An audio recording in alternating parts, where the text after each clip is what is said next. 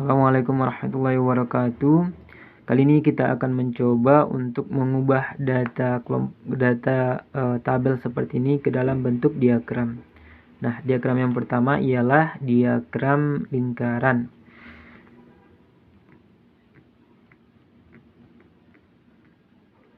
Nah, diagram lingkaran ini bentuknya adalah berupa persen-persen yang dimasukkan ke dalam lingkaran. Jadi kita perlu mengubah semua data ini ke dalam bentuk persen. Nah, caranya ialah dengan cara mengalihkannya dengan 100. Caranya seperti ini. Misalnya banyak siswa adalah 4. Dari berapa siswa? Kita perlu menjumlahkan semuanya. Setelah dijumlahkan, ini frekuensinya ataupun banyak siswanya sebanyak 25. Nah, untuk yang pertama, misalnya kita buat sini A aja ya. Yang nilai 50 atau yang nilai 50 juga boleh.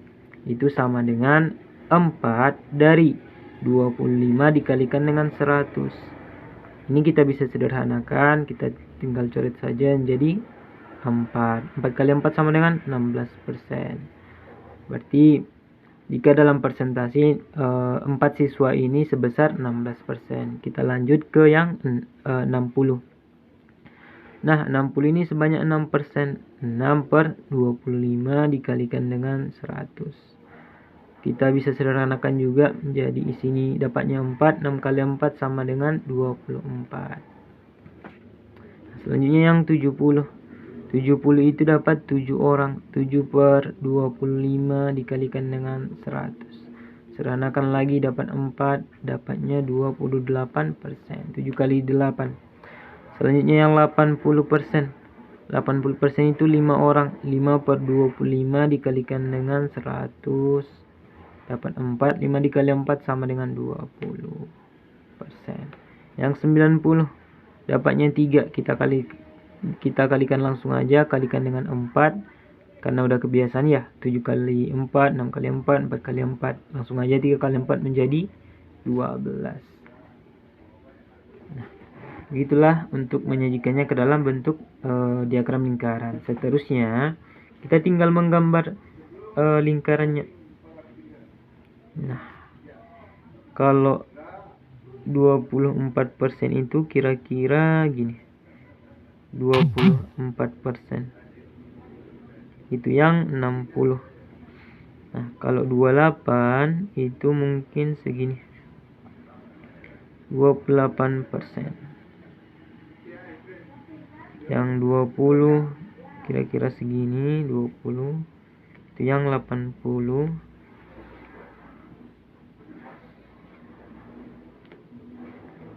20 itu yang 80-nya 20%.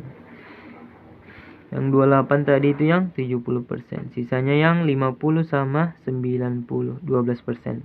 Maaf ya kalau gambarnya kurang jelas ya. Kita bagi dua aja ini yang 90 itu 12% dan ini yang 16%. Itu yang 50. Nah, kira-kira demikianlah untuk menggambar ataupun untuk membuat data yang awalnya bentuk tabel ke bentuk diagram lingkaran. Nah, selanjutnya kita akan mencoba ke diagram batang. Nah, untuk diagram batang itu cukup mudah. Kita hanya perlu menuliskan garis seperti ini. Setelah itu kita akan memuat jenis ataupun nilai di daerah di sebelah kiri. Dari yang paling rendah 50, 60, 70, 80, 90. Berarti titik-titiknya adalah seperti ini. Nah, kemudian kita memuat frekuensinya di sebelah bawah. Kita buat misalnya di sini, sini, sini,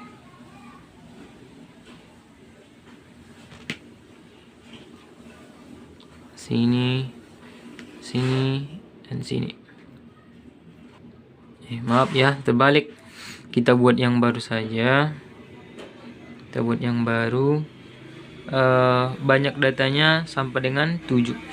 Berarti 7, 6, 5, 4, 3, 2, 1. Oke.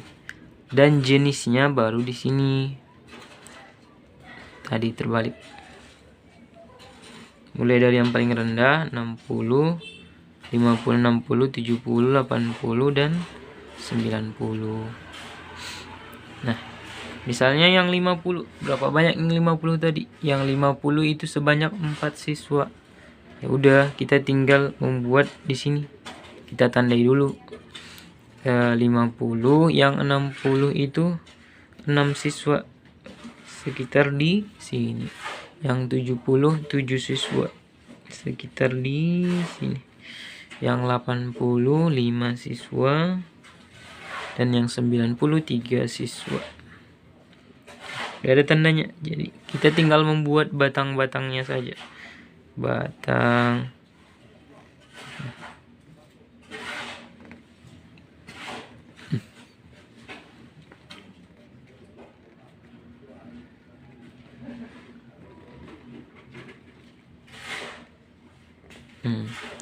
Nah, udah selesai.